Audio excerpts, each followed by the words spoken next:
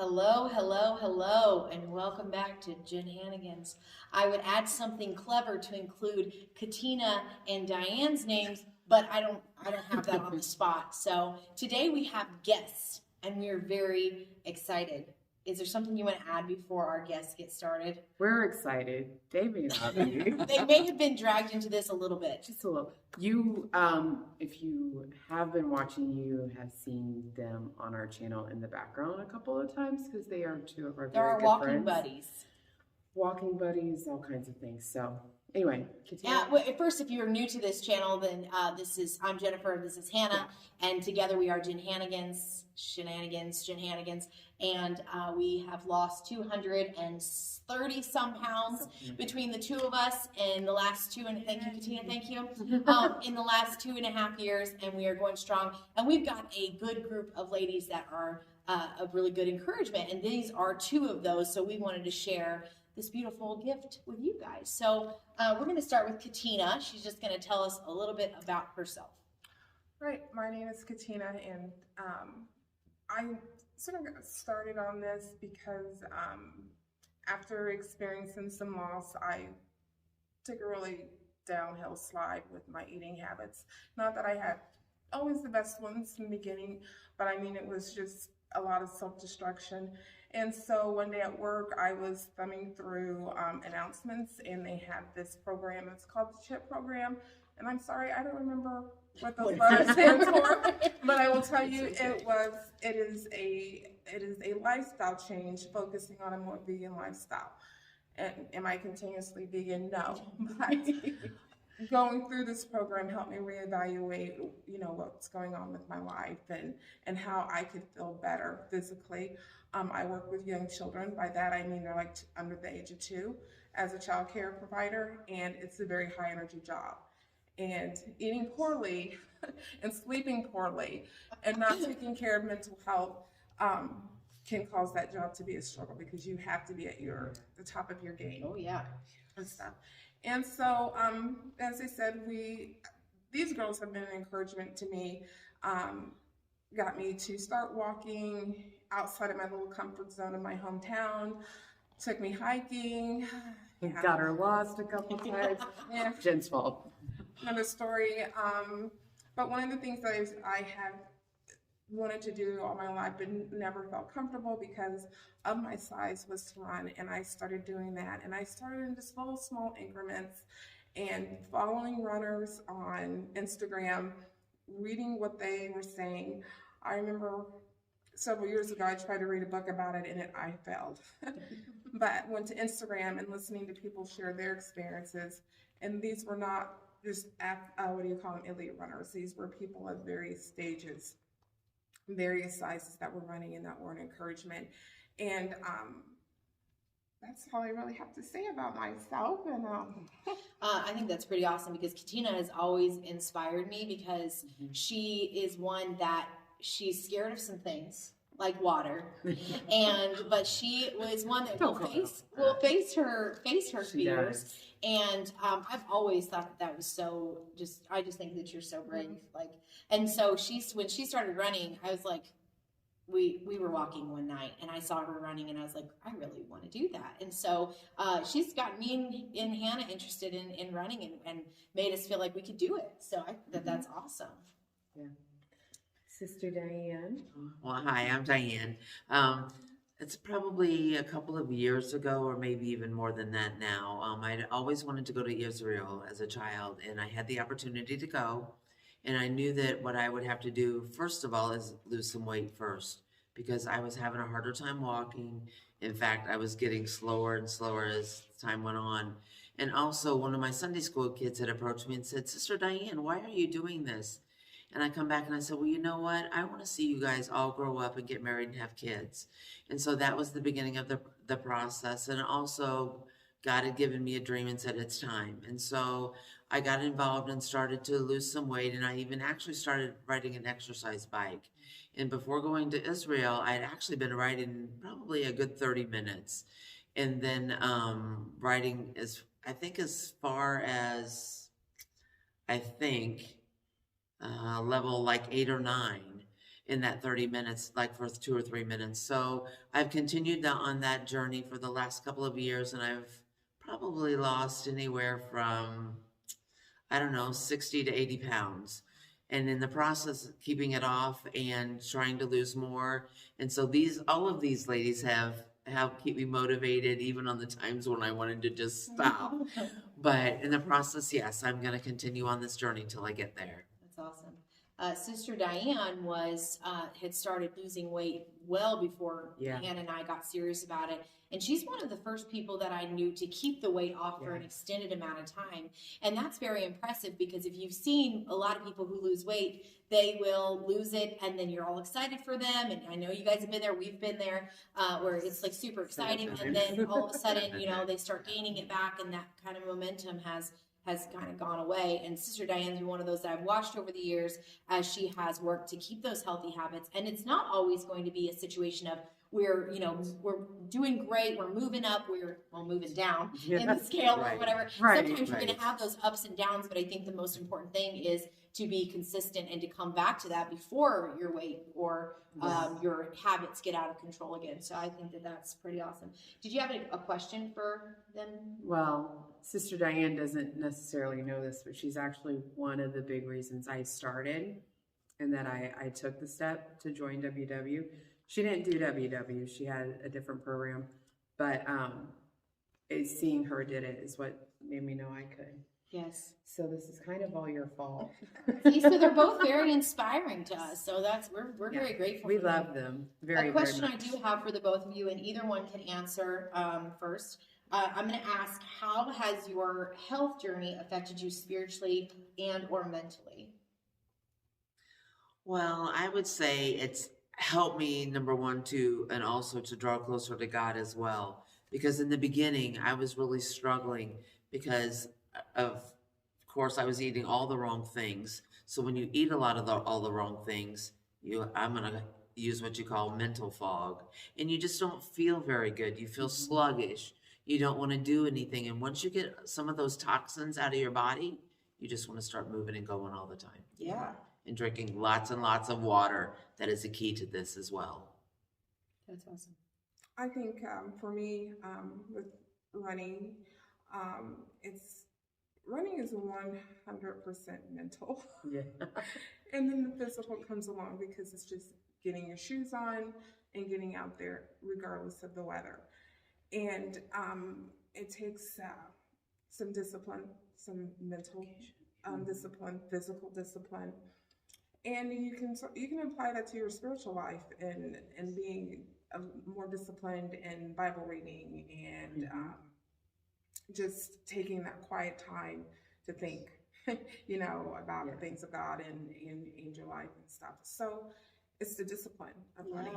And I want people to know, I'm still at the very early stages. So I'm just doing a handful of miles and stuff. So she's being very consistent and working towards something, which I think is impressive. Yeah. I try to do it at least 3 times a week and make sure you have the rest day, do the cross training and stuff. So that's awesome.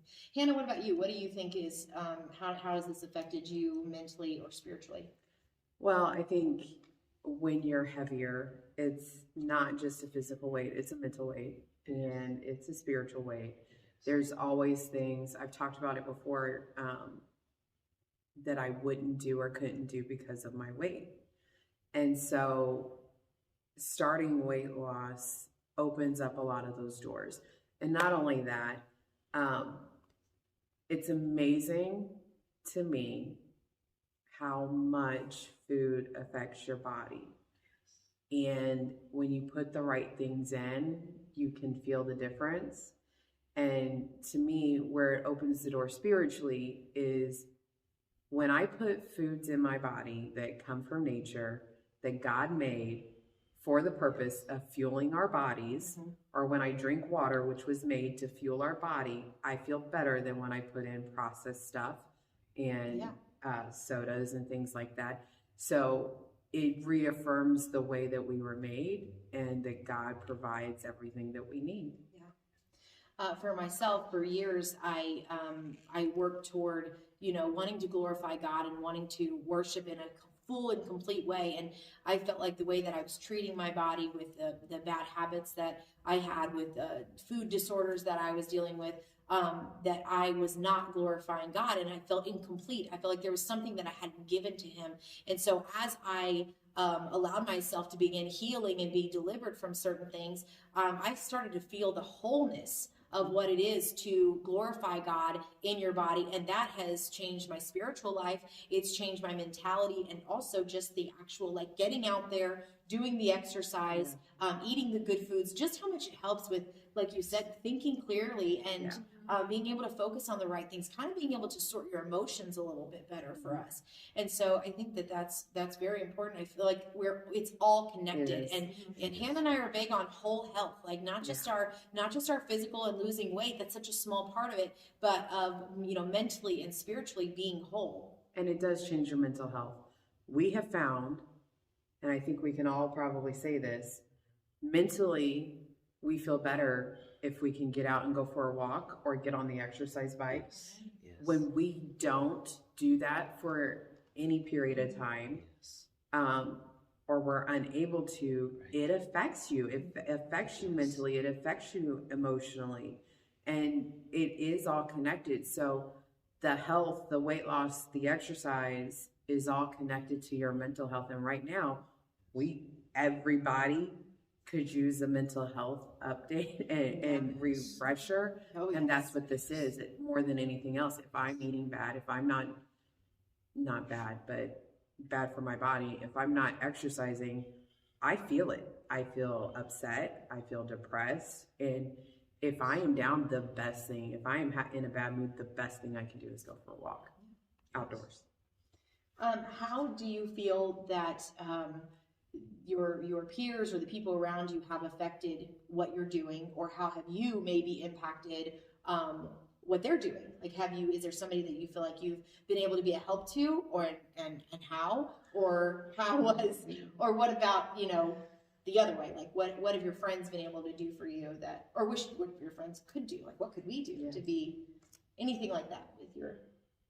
Well, I know that we're all supportive to each other, because sometimes, even though you may not even realize that the other person is struggling, you may just say, "Hey, how you doing today?" And immediately, sometimes God can speak to you and say, "Hey, you need to encourage them," because not knowing what's going on.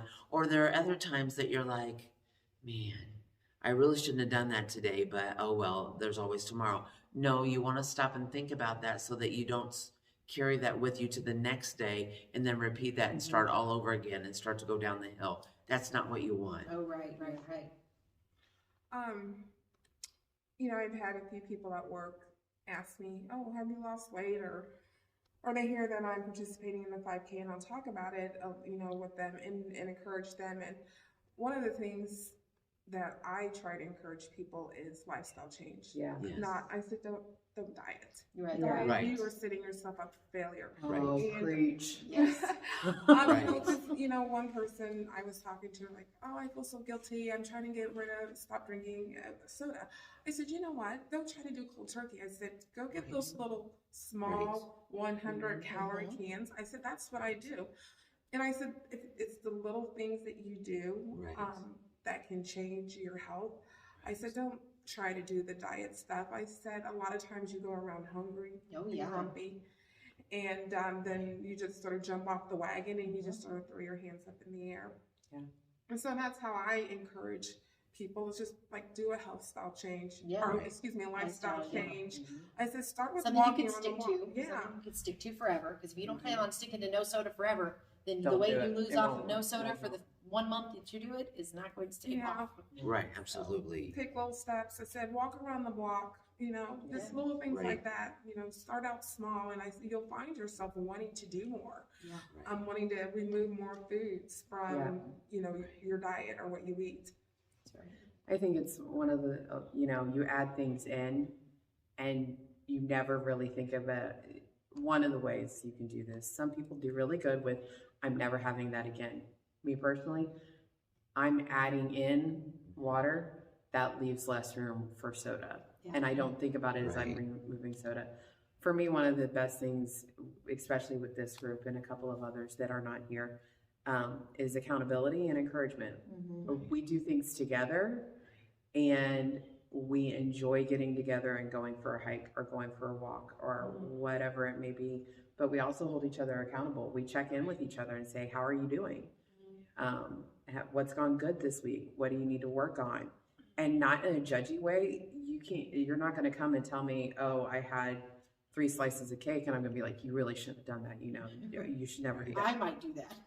She would, 100%, at least to me, not Just to Hannah. everybody. Hannah has permission to do it to me too, But it's okay. So why was that a struggle for you? Is there something I can do to help you where that's not a temptation?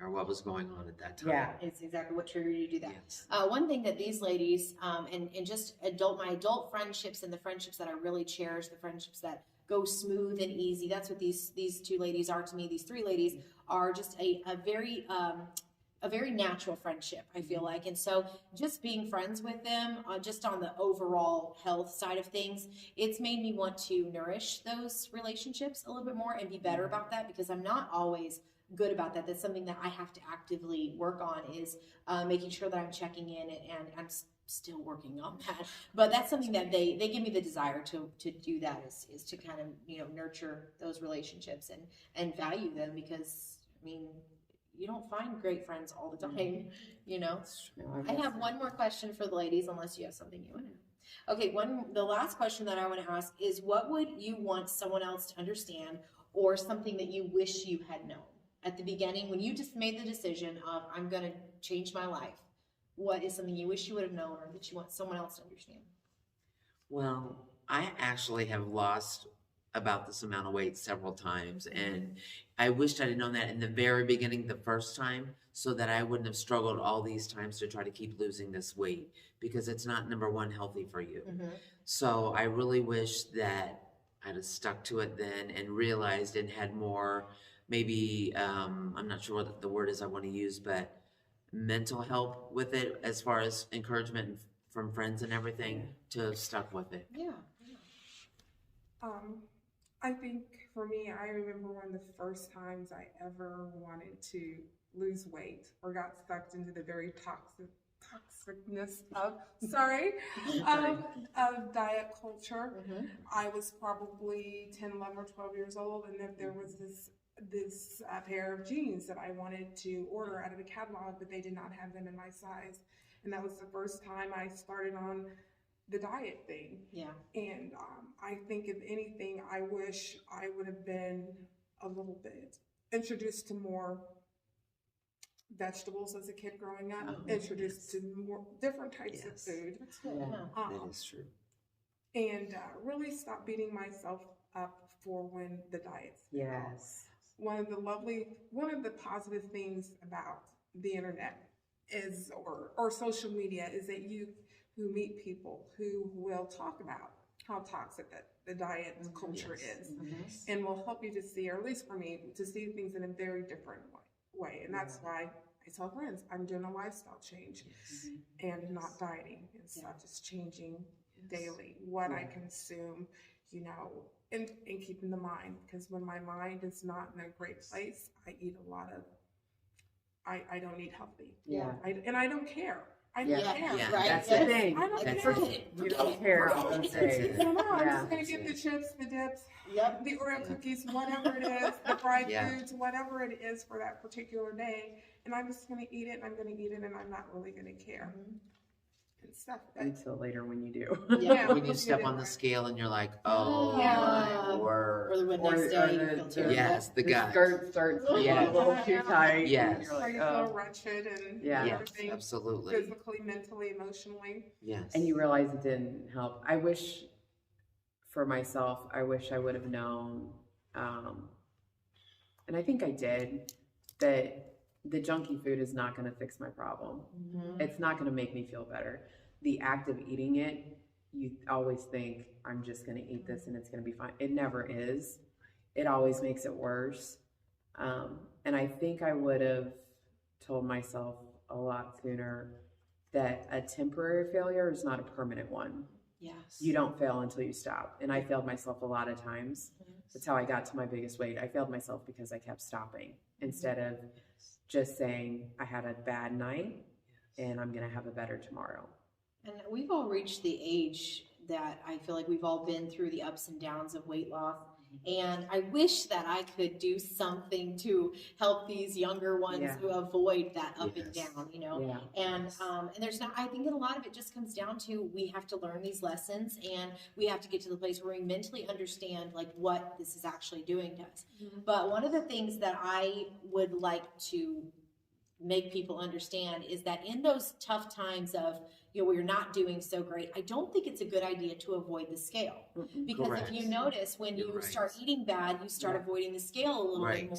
And eventually the scale, I mean, the scale is not everything. We've definitely tried to get that across to you guys.